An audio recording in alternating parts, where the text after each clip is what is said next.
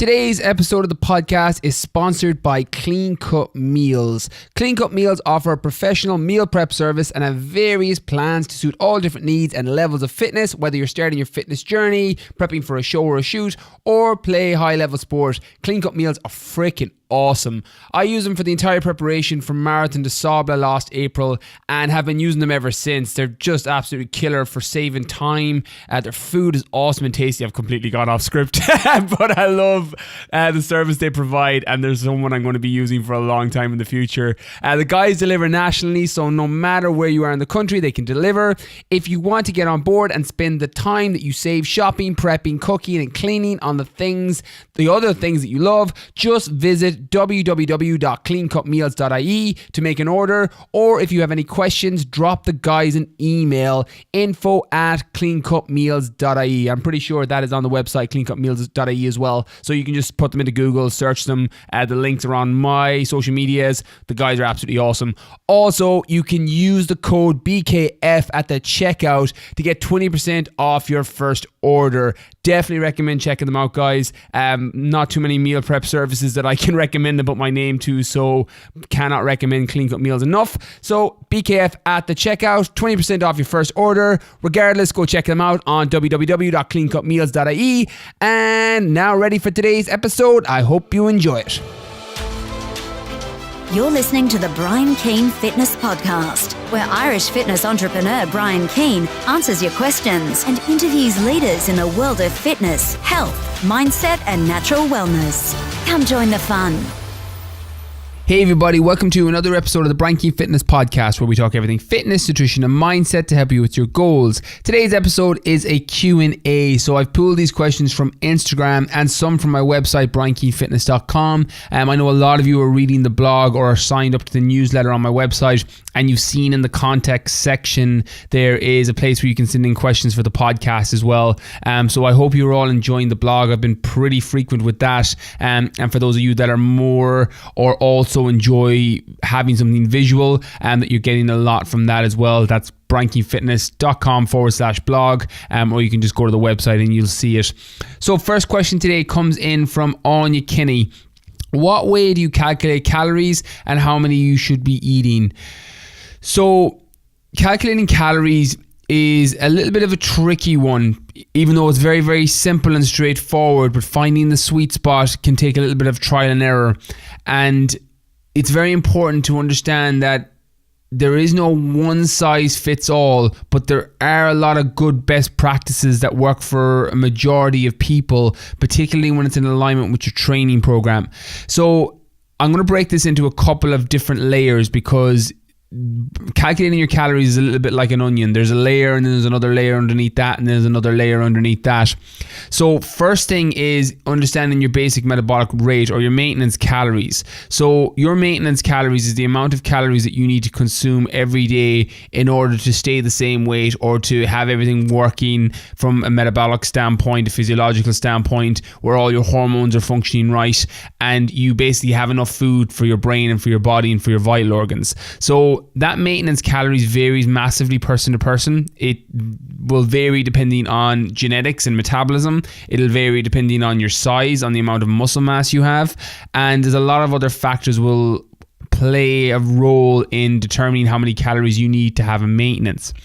To calculate how many calories you need on a daily basis, and the general rule is your basic metabolic rate, your maintenance calories is if you were to lie in bed or just chill out all day, how many calories you'd need to stay the same weight. That's kind of the general simple version that people will use to describe maintenance calories. Again, so many other factors come into play. If you have a lot of muscle mass, you're going to be burning considerably more calories than somebody with a lot of body fat, just because muscle is so metabolically active. It's why people that walk around with a lot of muscle can eat a lot more food, because you're burning up and you're feeding that muscle. And what can happen with a lot of people is the confusion of how many calories they should eat. And you can just as easily undereat as overeat. Undereating just leads to another host of problems. If you're eating too little calories, which I'm not going to gender stereotype, but tends to be more with females than guys, and not in all cases, but in majority of cases I've seen females that tend to undereat.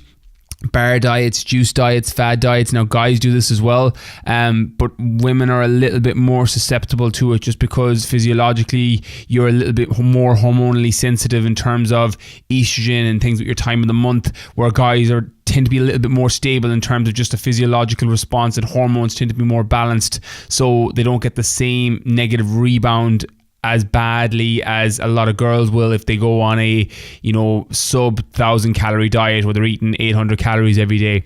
So to calculate your maintenance calories, it can be as simple as going on to Google and putting in BMR calculator, basic metabolic rate calculator, or any of those calorie calculators. They tend to come a little bit under, and they tend to give you kind of the range of, well, this is how many calories you need for your height and for your body weight, and if you eat this, you'll stay around the same weight. Again, there's a lot of other physiological and metabolic factors that come into play that are going to determine how many calories you actually need, but it's not a bad starting point. Generally, you'll find in a lot of cases an average size female, someone that's 5'2", 5'3" to 5'7", that is between 50 and 65 kilos. You're going to be around that 12, 13, 14, 15, 1600 mark if you're trying to go into a deficit. I'm normally a fan of that 1600 mark, and then some go up to 2000 depending on the training program they're on, depending on their starting point and the amount of muscle that they have. But it really varies person to person.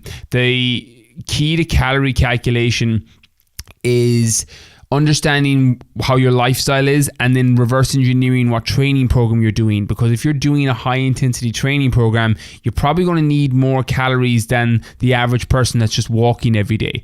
So there's a lot of other factors that come into play. So if we use that 1,500 to 2,000 as a female, 2,500, 2,000 to 2,500 for a male, that's kind of like the ballpark figures that you generally see on the back of food packets, where they'll say this is the general recommended intake for a daily male, or for our daily intake for the average male or the average female. They're very generic numbers, and they're not terrible starting points, but again, your sources of food are going to play a massive impact. One of the things that comes back regularly for me, the people I work with, particularly in my BKF online program, my online personal training program, one of the things that comes back is people, and you'll read this in a lot of the testimonies, and it's the same with other trainers who have a similar philosophy to me, is people write that I can't believe I get to eat so much food and I'm losing so much weight or losing so much body fat. It's not about the amount of food that you eat, it's about the amount of calories that you consume. So if you're eating 3 meals a day, breakfast, lunch and dinner, with a couple of snacks in between, you're feeling super satiated, you've got all the healthy fats you need to feel full, you've got enough essential amino acids to repair from workouts, and then you're possibly cycling your carbohydrates or using carbohydrates higher at weekends to give yourself a metabolic boost, you're not going to feel hungry, and you're not going to overeat at meals, and your calories may still be considerably lower than what you may have been following previously. So that's why you're losing weight, and that's why you're losing body fat, because you're now in a calorie deficit even though you're eating more food. So it's not about the food that you eat, it's about the calories that you consume. And when you use high quality foods with that calorie deficit, you're going to feel fuller, you're going to feel more satiated, and you're going to be able to lose body fat or change your composition faster, because you're giving your body all the essential nutrients, vitamins and minerals that it needs, and that's what's keeping you energized, it's what's keeping you full, it's what's giving you better workouts, which as a result is changing your composition faster. This goes for both genders, this is irrespective of goals, and that's one way of playing around with it. So it's not necessarily the amount of, well, this is my basic metabolic rate, I need to eat 1,200 calories and it doesn't matter where they come from. That's going to change depending on the foods that you eat. If you eat 12 to 1,500 calories of biscuits and chocolates, or you eat 12 to 1,500 calories of healthy fats, good quality nuts, seeds, complex carbohydrates, oats, sweet potato, complete proteins, chicken, fish, or you're vegan and you're combining your essential amino acids from different seeds and legumes, you're going to feel very different. Your energy levels are going to be very different, and your body composition is going to look completely different because you're giving your body what it needs. So in terms of calculating your calories, use that as a gauge. It'll give you a baseline, and then depending on your lifestyle, if it comes out that you need 1,500 calories as your maintenance to stay the same weight, or you need 2,500 calories as your maintenance to stay the same weight. And I'm using weight as the metric for counting calories just because when people do a basic metabolic rate, it normally is factored into your height and weight, and that's why I'm using weight as the metric, even though I'm not a fan of tracking weight as much. I think tracking body fat is more important and body composition is more important, even though there is a place for tracking weight. But I'll use it as a metric here just because when you calculate your basic metabolic rate, you use height and weight to do that. So if it comes out that you're 1,500 calories or 2,500 calories is your maintenance, to lose body fat, you want to eat under that, and to add size or build muscle, you want to eat over that. One of my hacks that I generally do with people, if their goal is to do both, where they want to either tone up or build a little bit of lean muscle and they want to lose body fat, is I normally eat slightly above, or have them normally eat slightly above their maintenance, and then get into a body compositional change to their training. And that's why it's so important to understand that when you're eating a certain amount of calories, your lifestyle plays a huge factor. Because if you're sitting at a desk all day, you're not going to need those extra calories regardless of your goals. If you're working on a building site and you're moving stuff around all day, or you're a farmer, or you work a physically intensive job, you're going to need considerably more calories throughout the day, even if body fat is your goal, just to be able to do your job properly. So that comes into play. Then your training program also comes into play. Coming back to what I said about people who are looking to do both, lose body fat and tone up, or lose body fat and build muscle, I normally have them eating slightly above their calorie maintenance, and then using the training program to change up body composition. So resistance training, some form of weight training or body weight resistance, where they're tearing fibers down, which is going to change the composition of the muscle. It's going to change the way the muscle looks, particularly if you're working for time under tension, if you're working for mind-muscle connection, where you're trying to feel the muscle that you're working, and you're doing it with perfect form, and you're doing a program that's got a mixture of different compound movements, different isolation movements, different body compositional changing movements that are going to elevate your metabolism, which is going to allow you to burn more calories. And then I'm a personal fan of high intensity interval training as a cardio method, purely because it elevates your heart rate, which allows you to burn more calories during the workout. It's also short, so you don't have to spend hours in the gym, and it tends to be a lot more effective for the majority of people just because it's very time effective. You can do it for a Tabata for 4 minutes, 20 seconds on, 10 seconds off, repeat for 4 minutes, and you're pouring sweat by the end of it. Or you're doing a 30-30 split. So some of you have been doing the 30-30 that have either came through my program or the training section in my book, The Fitness Mindset. The 30-30 cardio split, which is, say you pick an exercise bike or a rower, you do 30 seconds flat out sprint, then you do 30 seconds full recovery, and you do that 10 times. That kills you because your heart rate is through the roof. Your body's burning through all its muscle glycogen. You're possibly tapping into fat stores at that time, depending on your nutritional strategy. So there's a whole host of benefits to it. Low intensity, steady state cardio definitely has a place, but I tend to find the people that respond best to this are either very overweight or obese individuals, or people that are very, very tuned into their calorie intake, and they're getting a deficit from their diet, and they just don't have the energy to fuel high intensity workouts. So bikini competitors, bodybuilders, men's physique athletes, people in this bracket tend to do very well with low intensity steady state because they're very militant on their nutrition strategy. For the majority of people who want to look better at the weekend, and who aren't going to step up on stage in the next 6 weeks, high intensity can work very, very well because of the time effectiveness and the physiological reasons of the nutrients that you burn. So muscle glycogen, or the energy systems that you're burning, your muscle glycogen, your body fat, your fat stores, etc. So in terms of calculating your calories, it isn't as straightforward, but you can work from a best practice number, which tends to work for a lot of people. So females, 1,500 to 2,000 calories. Guys, anywhere from 2,200 to 3,000 calories tends to work quite well. Again, some will go higher, some will go lower. It depends on your height, it depends on your weight, it depends on your muscle mass, it depends on your genetic disposition to begin with. But they're kind of good general guidelines to start with. And then depending on your activity level, if you're someone that works a labor intensive job, you may need that maintenance calories to stay the same weight to be higher. If you work at a desk job, it may be slightly lower. And then depending on your training program, you're going to reverse engineer it back.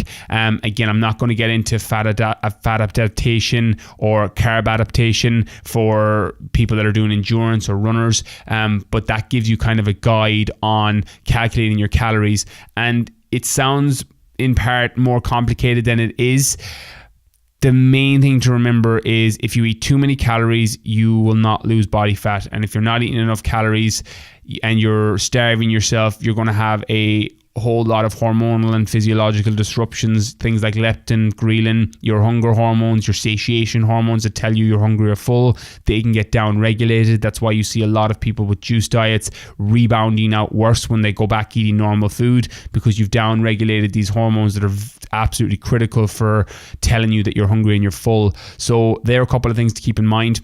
You can't eat too little calories. You can't eat too many calories. Find your sweet spot. It's going to be around that mark for the majority of people. And then using good quality foods that give your body energy, understanding that you can eat more food and actually eat less calories if you're using good nutrient dense foods. That's probably the key for fat loss for the majority of people, because if you offer people at the start of a program, I've found from personal experience and with people I'm working with in my mentorship programs, personal trainers working with their clients, when you offer people at the start of a program, what would you do if I told you you could eat more food and you'd lose more body fat? They'd normally take your hand off for it.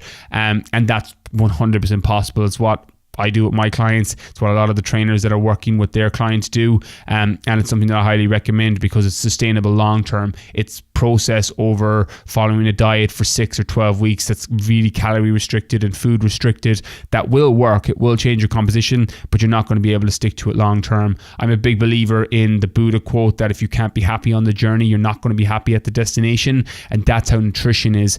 I can give anybody a chicken and broccoli diet for 1,000 calories for the next 6 or 12 weeks and you'll 100% lose weight, you'll 100% lose body fat, and you'll change your composition, but you're not going to be able to stick to it long term because it's just not sustainable. There may be a 0.1% of people that can eat chicken and broccoli every day, 5 meals a day, every day for the rest of their life, but they're not in the majority of people.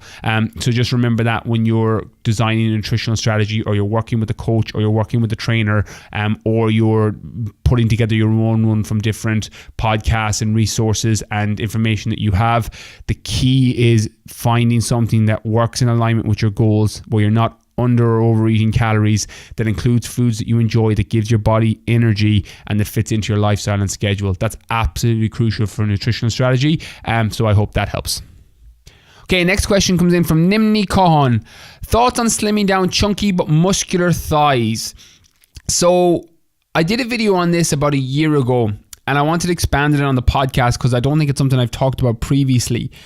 And I'm going to go off my normal protocol on advice for this one, because what I found has worked for a lot of my females, and I've got girls coming through my ladies GA lean body program. I've got girls on my BKF online program that I have had similar issues with, or they've had issues with slimming down chunky but muscular legs. So what I'm going to offer here is anecdotal experience that I've used with clients that has worked very, very well for the majority of them. It's not evidence backed, it's not scientifically backed, but it's something when I've applied and tested, I found has worked very, very well with people. It's something I experimented with one of my girls when I used to do one-to-one training. She had very, very chunky and muscular thighs from years and years of dancing, and we tried everything to try and reduce down the size, and we actually ended up finding a strategy that I'm going to share now. And since then, it's something that I've tried with several other girls who have had issues because of playing sport or just genetically pre-designed to have muscular and chunky legs or chunky thighs, and has worked very, very well for them. So I'm going to share it, and I'm going to give myself a disclaimer up front that this is not evidence-backed. This isn't something that I've read in a scientific journal. This is something that I've applied with clients when I used to do it one-to-one, and I've since done it with people online, and tends to work very effectively for the majority of people. So I'm going to share it in the hopes that it helps. So the reason that this is anecdotal is because I couldn't find anything that scientifically backed any of this up. I found pieces from PubMed and different research journals that when I was researching a bit with my first client, how to get this down and how to get her chunky and muscular legs down, the only thing I could ever find was that you needed to atrophy the muscle, which basically means that you reverse stimulated everything that you would do for hypertrophy. So hypertrophy meaning you tear fibers down to build the muscle up. Atrophy meaning that you do the reverse, that you have a lack of stimulation on the muscle so that it reduces in size. That's something that I tried with this girl first. And I'll use her as a case study because she was the one that really had the light bulb moment, the two of us, when we found out what worked. And we tried atrophying. We tried just not training legs at all. We did this for about 6 weeks. And they reduced somewhat, but more they reduced in muscularity and not in size. So they were still chunky, and she actually ended up losing a little bit of definition from them. So what we did and tried was the complete opposite of this. I had been experimenting with high volume pyramid training. So DTP is dramatic transformation principle, and it is a high pyramid training where you're working for a very, very high rep range on a muscle group. And it's a funny strategy because in a calorie surplus where you're eating a lot of calories, it's a very, very effective way to stimulate, and high volume training is a very effective way to stimulate new muscle growth from muscle confusion, where you're literally confusing the muscle and the only way it's able to respond is by growing. In a calorie deficit then, where you're eating less calories, it can go the reverse. It can atrophy because of the amount of stimulation that you're putting on that muscle, and it actually makes that muscle slightly smaller. So it's a little bit of a contradictory training system and very much works depending on what your nutritional strategy is. So it's one of the reasons that I find it very difficult to offer nutritional advice to somebody without knowing their training program, because so many factors come into play. Something like your DTP system, which is 50 reps on a squat, for example, on a Smith squat for safety reasons, 50 reps, 90-second rest, 40 reps, 90-second rest, 30, then a rest, 20 reps, rest, 10 reps, rest, and then you climb back up 10, 20, 30, 40, 50. So you end up doing 300 reps overall, which is a massive amount of volume regardless of gender, regardless of goals. But if you're in a surplus, I found that people have been able to grow with that amount of stimulation, meaning that you're eating enough calories to repair from that workout. If you're in a deficit, I found it's done the reverse. It actually shrinks down your muscle and makes it smaller. And what I started to apply with my first client in this case study was using that DTP system on her legs. So we did no other training on legs except for high volume DTP. So either on Smith squats, on leg extensions, on leg press, normally within a safe fixture. Because the volume is so high, I don't recommend doing lunges or barbell squats. It's just too high risk because of that amount of volume, because of the fatigue, and you're not using a lot of weight. Like I do DTP on my quads just because they're genetically, even though they're probably my strongest body part, they're genetically my weakest body part. It's why I have to hammer them so much. And I still do DTP probably once a month on my quads just to give them a stimulation. I just make sure that I'm eating a surplus and my calories are high on that day and the days leading up to that session. And I still do that DTP, but use very little weight. For example, if I'm using a Smith squat or Smith bar for DTP training on my legs, I'm using no weight for the 50 reps. I'm using 5 kilos each side for the 40 reps. I'm using 10 kilos each side for the 30 reps. I'm using 20 kilos each side for the 20 reps. And then I'm normally lifting quite a decent weight for the 10. And then it reverses back up that way. So you're not using a lot of weight, but you're creating a lot of tension on the muscle. What I found working with girls who were struggling to get down chunky but muscular thighs was working for this ridiculously high volume in their legs, and then piggybacking that or pairing that with using jogging and using running as the main source of cardio. So again, nothing evidence-based suggests that this would work, but it was something that I had noticed with a lot of females when they were running, and males as well, that had chunky legs, and the more they ran, particularly at low intensity, not sprinting, where you're not recruiting those fast twitch fibers, where there's a lot more slow twitch, a lot more jogging, where you're actually able to hold a conversation but you're still in your fat burning zone, 70% of your maximum heart rate. Calculate your maximum heart rate, 220 minus your age, to give you kind of a gauge to work from. And working that combination of high volume on legs with jogging on a treadmill or outside as the main form of cardio has anecdotally worked very, very well for a lot of my females. And again, this is one that I'm a little bit hesitant to even put on the podcast because it's not evidence-based, and I generally use the most recent or things that I found that have supported me a lot and worked with people, but I normally have some form of scientific evidence-based backing with it. This one I don't, so I'm even hesitant to talk about it on the podcast. But the reason is that it's worked with so many people, and I can't fully explain why. I can't break it down like I would generally do a question, but I know there's a lot of you that have similar issues, female and some guys with similar issues, and I found it time and time again to work. So it's something I wanted to share on the podcast. Try that DTP, that dramatic transformation principle, that high volume pyramid where you're coming down, slightly increasing the weight and then going back up, and then pair it with using jogging on a treadmill or outside as your main form of cardio. Again, obviously your nutrition needs to be on point. You need to be in a calorie deficit if you're trying to atrophy any muscle or get anything down size-wise. I would also add one other element to that, and I would cycle your protein down on those days. And it's funny because you're trying to find the best of both worlds, and in the majority of cases, anybody that's looking to build muscle or add size, you want to make sure that you have a good intake of protein on that day, particularly for that day and the 48 hours after when you're repairing from that workout. You tear those fibers down and then you repair it through nutrition and sleep, particularly through the amino acids, the protein that you consume, essential amino acids being the key, the ones your body can't make itself and needs to get from food or supplements.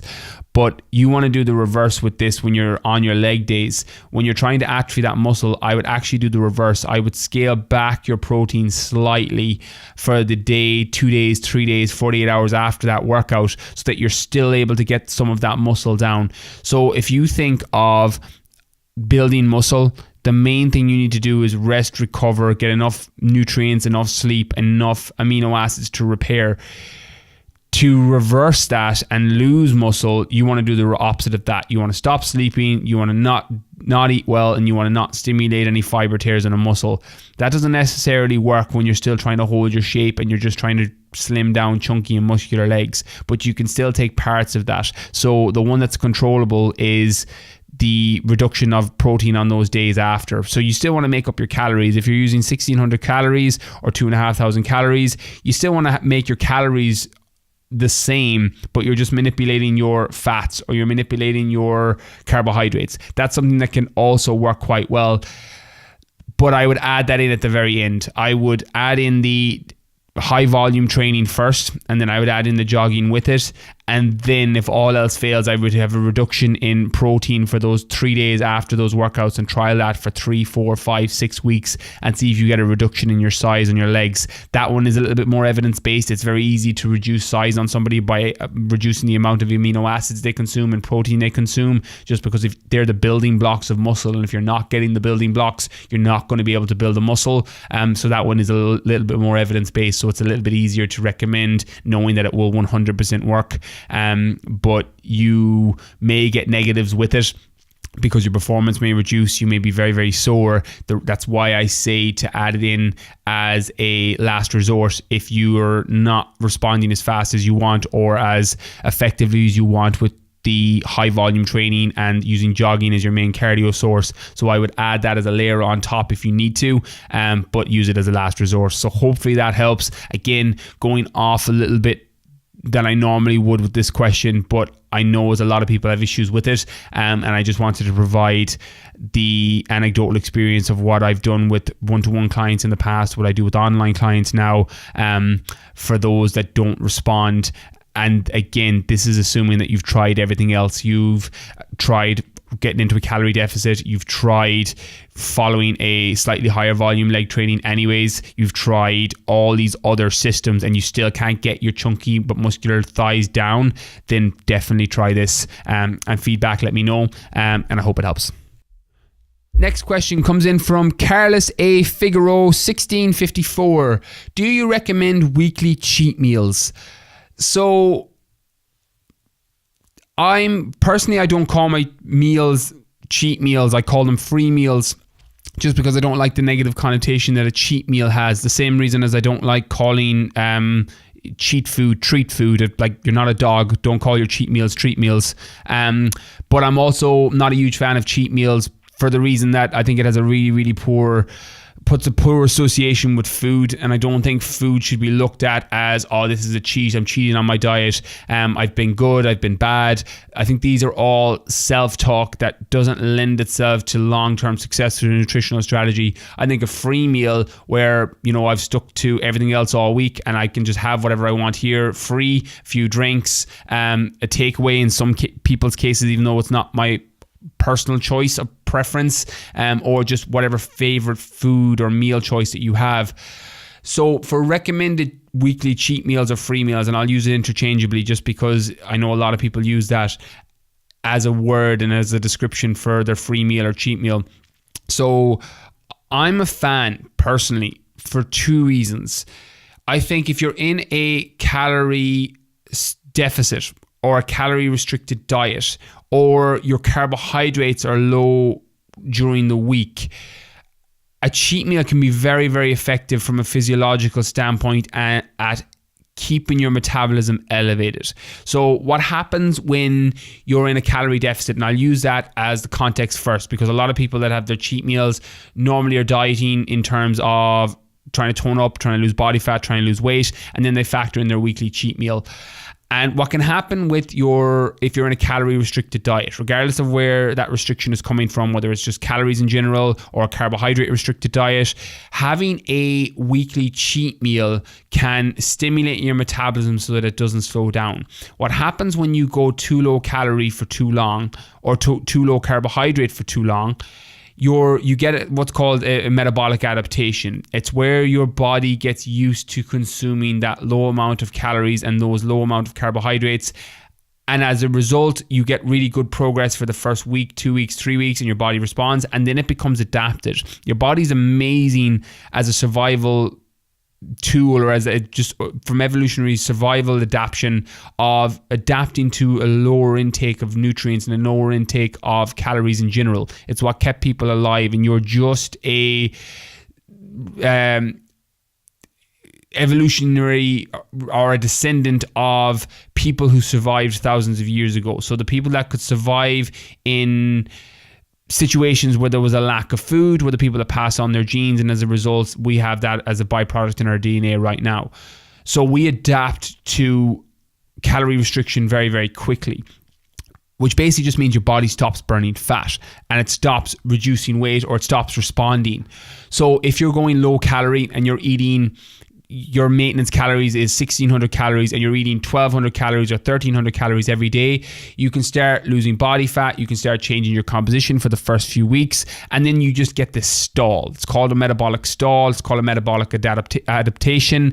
We have all experienced it in some way, shape or form, where we're doing something and we're like, whoa, wow, my body's responding really well, and then it becomes adapted. That's why we progressively overload our training, where if you're doing the same training program over and over again, the same weights, the same rests, the same sets, your body just stops responding to it. It needs a change of stimulus in order to respond. Your nutrition is the exact same. If you're consistently consuming the same food, same calories, and never changing anything, your body becomes adapted to that. What a cheat meal does is it throws gasoline on the fire so that it doesn't burn out.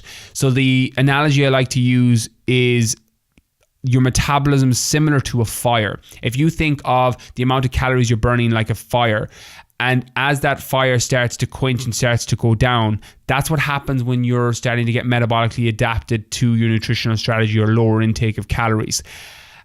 And what a cheat meal does is it throws gasoline back on the fire and stimulates it back up again. So if you're following a 7, 10, 14 day calorie restricted diet where you're eating lower calories, and then you factor in a cheat meal that goes up to 3,000 calories or loads you with some glucose or sugar or fats that you're not used to, it basically just gives you this massive stimulation on your metabolism so it doesn't slow it down. So factored in, it can be really, really important for a lot of people.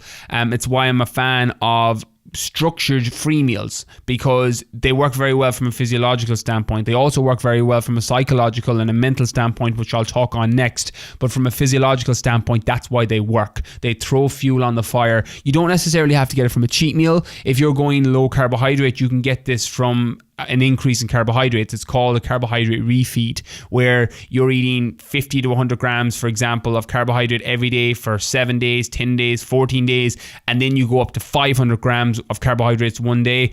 That will do the same thing. It'll give you that metabolic boost. And that's why I think they work very well for the majority of people. Again, it's really important to contextualize it with the nutritional strategy that you're following, the foods that you're eating, that you're in a deficit, and that you're using quality foods, and then you're using your cheat meal to spike that.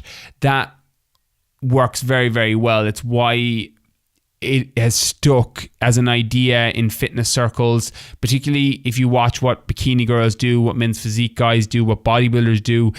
In terms of composition, they've nailed it. Like, it's very, very difficult outside of professional athletes to see a sport where people's composition is so unchanged from month to month. In terms of a bodybuilder or a bikini girl or a men's physique athlete are always relatively lean, even if they're not as lean as they normally are, and they're not shredded and peeled at 4% body fat.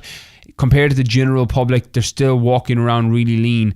That's because they've figured out a lot of these strategies on using their cheat meal to spike their metabolism so that they don't stall. So they're a good example from that case. Again, a lot of other issues with food and people, the body dysmorphia that can come from being in that space. Again, there's a lot of other issues, and it's very much independent of each person. I'm only speaking from personal experience, but in terms of the way that they look and body composition, they're a great example of it, because they wouldn't be doing it if it didn't work.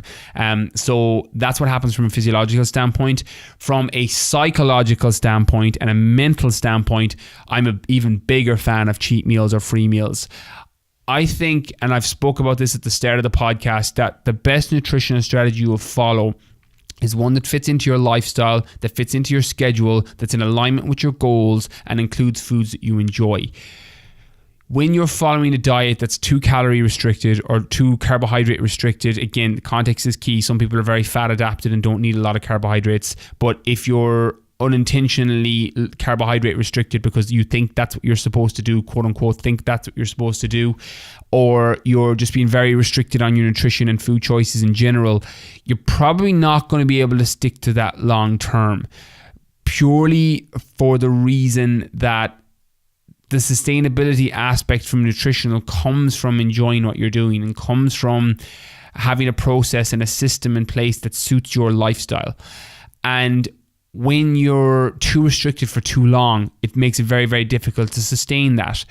Having a weekly cheat meal or free meal, and for me and people that are in my programs, and if you're coming through or have came through and graduated the GA Lean Body program, or you've come through and graduated the BKF online program, you know my thought process on this already, that having your weekly free meal on, say, a Saturday night tends to work very, very well, where you can be a little bit more lenient at the weekends. Make sure that you're getting your training session in, and then enjoy your food and reframe food as not being a bad thing. It's something that can fuel your body, and it'll normally, in a lot of cases, education is key, and people will fear their cheat meal. They will fear their food to a degree, but sometimes knowing the knowledge that actually having that cheat meal is physiologically, as I spoke about earlier, going to speed up your metabolism again so that it doesn't get metabolic adaptation and it stalls and slows down. But from a mental and psychological standpoint, it can keep you on track for the rest of the week. It gives you that little bit of a refresh. Like, the analogy I like to use is like a browser for a computer. It clears that browser. You've been eating quality food, nutrient-dense food all week. You've been getting your training sessions in, and then you've deserved your free meal. Normally, I tell people, and that works quite well, is if you're struggling from the mental aspect of, I feel crap after I have my free meal, do your hardest training session on that day. Do your leg workout, do your metabolic conditioning workout the day of your cheat meal, because you are going to be like a sponge after that. You're going to tear so many fibers down. You're going to elevate your heart rate because that's the hardest workout of your week. And then you have your free meal or your cheat meal, and you're just going to soak up all those nutrients, or you're going to soak up those sugars or carbohydrates into your body for recovery, because you need it after training such a hard workout. That's just a little psychological thing that I did for years. I'm very fortunate now that it doesn't bother me anymore. Also, my free meals and cheat meals tend to not be as structured anymore. But for years, the mental way I got over it was doing my hardest workout on a Saturday and then having my cheat meal or my free meal on a Saturday night. And then sometimes I would train again Sunday morning fasted, and I would feel I was back to perfect baseline by Sunday afternoon. And I didn't get that sluggish sugar hangover that some people can get. And my cheat meals used to be pretty big, particularly when I was competing as a bodybuilder, when I was competing as a fitness model, and it was very structured into my week. It was my Saturday night, and I would have 2 or 3 tubs of ice cream, 4,000, 5,000, 6,000 calories, but I would have to do my workouts around that. Again, I didn't have the most healthy relationship with food. It's why I'm able to generally offer advice with people that are struggling in that area of their life or have some form of disorder in that life, because I did it myself, I had it myself, and your mess becomes your message. So that's my thought process on the psychological advantage of doing it. It can give you a bit of a mental reset and keep you on track long term. So that's why I would factor it in. If you're in a calorie restricted diet, either low carbohydrate or low calorie in particular, factor it in for physiological reasons. If you're quote unquote building muscle or in a calorie surplus, I still recommend having a free meal weekly or every 2 weeks or every 10 days, just to keep yourself on track psychologically, because the performance and mental boosting benefits of food, personally, I've underestimated in the past. I spoke on the Marathon des Sables episode when I was running 250 kilometers through the desert, that I took all food with me for the 8 days in the desert, 6 days of running, that I thought would fuel my body, and it did. I nailed my nutrition from an energy standpoint, but I really regretted not bringing out some sugary sweets and other food boosting, morale boosting foods. And if you haven't listened to that podcast episode, it's probably my favorite one that I've recorded. It's one of my most downloaded. I'd say it's probably going to be the most downloaded episode over the next couple of months. It's climbing very, very high. And I spoke on there about when I was running with one of my pacers, Paddy, and he had a pack of Chewits and had penny sweets with them.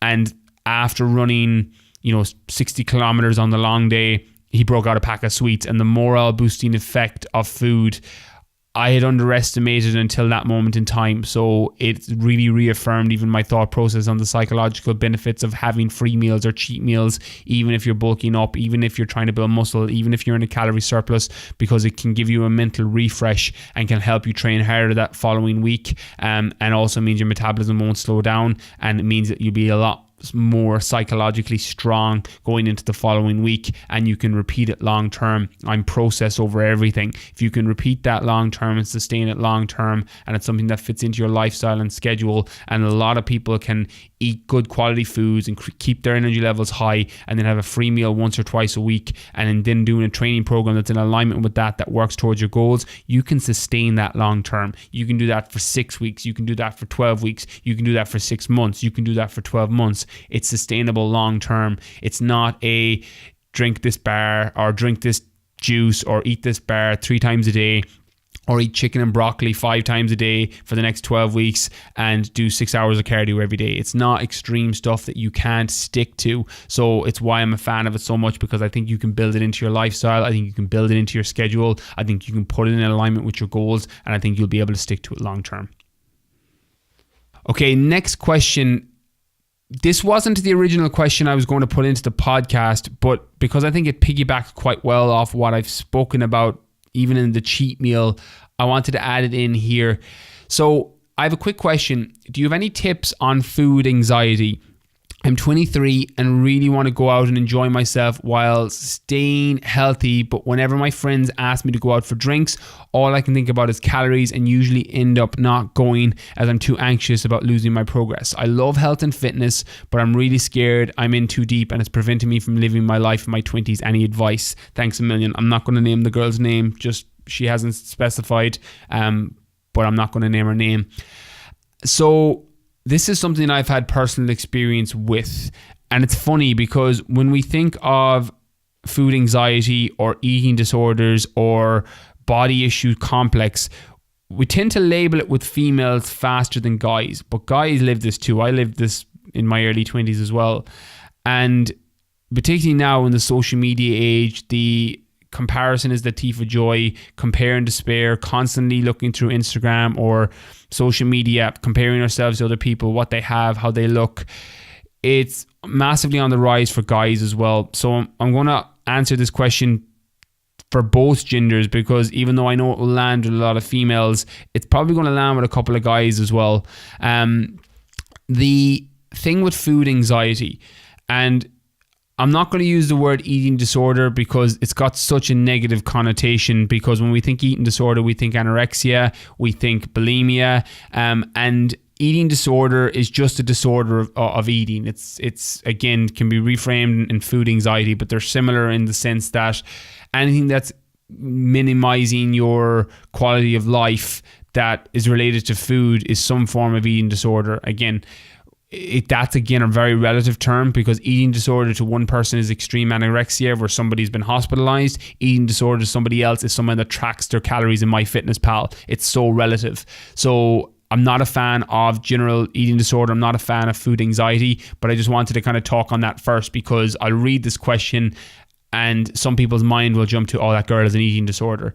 And just understanding that eating disorder is relative to each person. Everyone puts a different label on it. It's an opinion on your perspective of what you think an eating disorder is. If you're someone that is mildly anorexic already, your version of eating disorder is the person that's hospitalized. For somebody that has never lifted a weight or counted a calorie in their life, that is walking around and either carefree or is very obese or overweight or just doesn't care about their health in general, anyone that puts a calorie into MyFitnessPal, they'll consider having an eating disorder. So just reframing that perspective in case that's where your mind went, I think will help just to kind of free up a little bit of cognitive space before I answer this question, in the hopes that it helps. So understanding that when your food is having an impact on your quality of life, it's a very, very difficult thing to offer 2 or 3 pieces of tips and say, well, do this and you'll be fine. Because what happens with food anxiety, and it's a basic psychological misjudgment that you're going to go to the gym, you'll eat healthy food, your body will change, you'll feel better, your serotonin will be high, your dopamine will be high, and you're not going to go out on nights out. And then you start to get these negative connotations of, or negative associations with, well, if I go out and eat that food, I'm going to be bloated, it's going to ruin my progress, I'm going to feel horrible. And then you don't go out, and it reinforces that idea that, oh, well, if, you know, I still look this way, I still feel this way, and I haven't ruined my progress because I haven't gone out. And you end up building this association and reinforcing the idea of that what you're doing is wrong. It's similar to alcoholics or drug addicts that, and again, this is a really extreme example, but it's similar to alcoholics or drug addicts who will lie to the people closest to them because they want to get a drink, or they want to get another hit of drugs, or they want to get money so they can buy their drugs. And they reinforce that behavior by lying to somebody, by then getting the alcohol or getting the drug, getting the hit, and then it reinforces the behavior. That's what happens with a lot of addicts. And food is kind of similar in the sense that every time that you don't go out with friends, and every time that you don't go for that meal or go for those drinks, you reinforce the idea that I haven't lost my progress and, you know, I made the right choice. So it's not as simple as saying, well, these are the tips. The reason I wanted to pair this question with what I spoke about, the cheat meals earlier, was the understanding the physiological reasons for having a few drinks or having a cheat meal, and knowing that it can actually support your progress is a very, very strong reframe that has worked very well with a lot of girls and guys that I've worked with who have mild eating disorders or mild food anxiety. And that's the reason I wanted to put this question back to back. So the most practical tip that I can offer here, outside of the fact that every time you do it, you're going to reinforce it more and more. And the analogy I use in the book, The Fitness Mindset, on habits, and this is effectively what it is. You're creating a behavioral habitual situation where you are reinforcing an idea by telling yourself a story that, oh, well, I'm going to ruin my progress if I go out and have drinks and have meals. And then every time you don't do that, you reinforce it more and more. It's like seeds in a ground. A seed that you've just planted in the ground is relatively easy to pick up. But if you leave that tree and let it grow for 5, 10, 15, 20 years, it becomes an oak tree and becomes nearly impossible to pull up. This is what happens every year. And the reason I'm saying this is that you're 23, but if you do this for 23, 24, 25 until you're 30, 31, it's going to be significantly harder to fix this problem. So that's why I wanted to offer that vantage point or that perspective, because this is something that you probably need to fix now, because every year that you don't, it's going to get considerably harder to do it. So on top of understanding that if you are feeling that your progress is going to be reduced from going out and having your drinks and having those restaurant meals or free meals with your best friends or your partner or your boyfriend or whoever it is, knowing from a physiological standpoint, if you've trained hard all week and you've dieted all week or you've stuck with your nutritional strategy all week, you're probably going to speed up your progress and actually have a better response in terms of your composition in your body changing faster in a more positive way from factoring in these free meals and factoring in those free drinks on top of the psychological effect I spoke on earlier. So I wanted to piggyback the cheat meals idea with this, because when you change the way you look at things, the things you look at change. And understanding, and again, as someone that lived this, particularly when I was competing as a bodybuilder and traveling as a fitness model, that was my job, that was my life, it's what I did. I used to get really bad food anxiety around going out with friends for meals or going out for drinks. I also had really bad IBS. It's something that I've massively managed, and it can come in very, very similar situations for people that have gut issues or have IBS, where it's not necessarily the fear of a lack of progress, it's the fear of the social situation of your stomach swelling and you'll feel horrible and won't want to talk to anybody, and then social anxiety will come from the way that you feel. That's a really, really common thing with people that have gut issues or have irritable bowel syndrome or have anything where their stomach bloats after they choose foods that their body's not tolerant to or they're not used to. There's a little bit of trial and error with this if that's you. Knowing that your progress is going to be affected, that's just a bit of knowledge on the fact that it's the figurative fuel on the fire, where having your free meal or cheat meal once a week or once every 10 days or 14 days is actually going to improve your progress. But if you're someone that is not tolerant to those foods and you go out and you feel horrible when you have them, that's trial and error on finding what ones don't do that to you.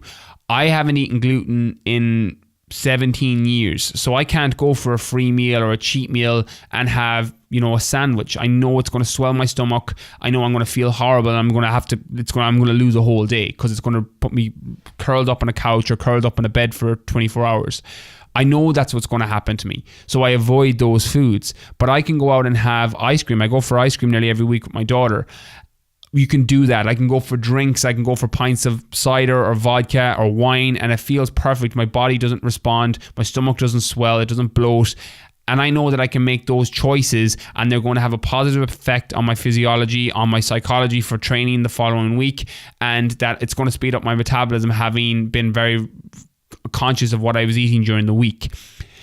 That is trial and error on finding what those foods are for you. So my advice would be, and my tips would be, one, to realize that you need to fix this now. And I love the old Chinese proverb that the best time to plant a tree was 20 years ago. The next best time is today. I would literally start this today. I would start changing the way you see it. I would go back and I would re-listen to what I talked about on cheat meals and understand what happens from a physiological standpoint, and a metabolic standpoint when you're calorie restricted or you're sticking to your nutritional strategy long term, and then you add in some extra calories or extra fats or carbohydrates or sugars and get that stimulation in metabolism. Reframing that and realizing that it will actually improve your progress can help. And then if you're have a negative association with the way that you feel when you go out for meals with your friends or go out for drinks, find the things that don't make you feel bad, that don't make you feel, that don't swell your stomach, that don't make you feel bloated, that don't make you feel horrible and not want to engage with other people. That is trial and error with different things, and then doubling down on the things that you enjoy. That would be probably my biggest piece of advice for anyone that's in that situation, and realize that you can have it all. Unless you're competing as a top level bodybuilder or a top level bikini girl, and you're 23 years old and you've got friends and you want to have that balance of going to the gym, looking really good, being able to enjoy your weekends out with people, you can do all that. And a majority of people can do that. It's just combining a little bit of knowledge on what's happening with a reframe on the story. You're telling yourself that if you go out with friends, you're going to negate all the progress that you made during the week. That's not true. It's just not.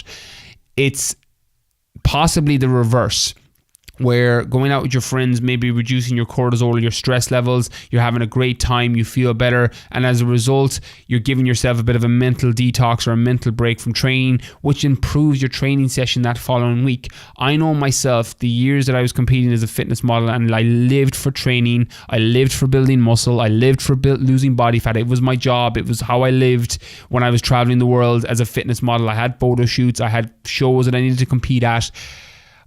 That wasn't the best way that I looked. I actually looked better when I left that world because my cortisol was reduced, my stress was reduced, I enjoyed training more, I would hang out with friends or hang out with family members at weekends, and as a result, I felt a refresh every Monday, and my training sessions were way better than they ever were, and I was able to make better food choices because I wasn't stressed out all the time, and as a result, I ended up looking better than I looked when I used to compete, and I finished top 8 in the world in Las Vegas in 2015, and I probably looked better when I came off the back of that and left that world.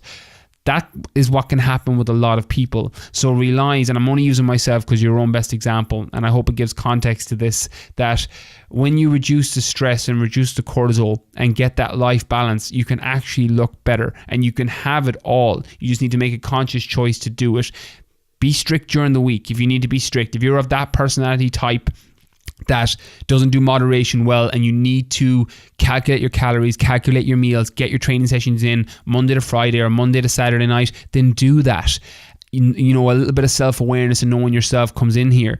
If you need to live your life that way, but take Saturday night off, go for a meal, hang out with friends, go for drinks, and then Sunday morning get back into the gym if you want to do that. You can have it all. You just need to make a conscious effort to do that. So I hope that helps. I know any mild form of food anxiety or eating disorder or anything in those lines is something that can be very debilitating for people. So I hope it helps. I hope it lands. If it does, hit me up on DM on Instagram.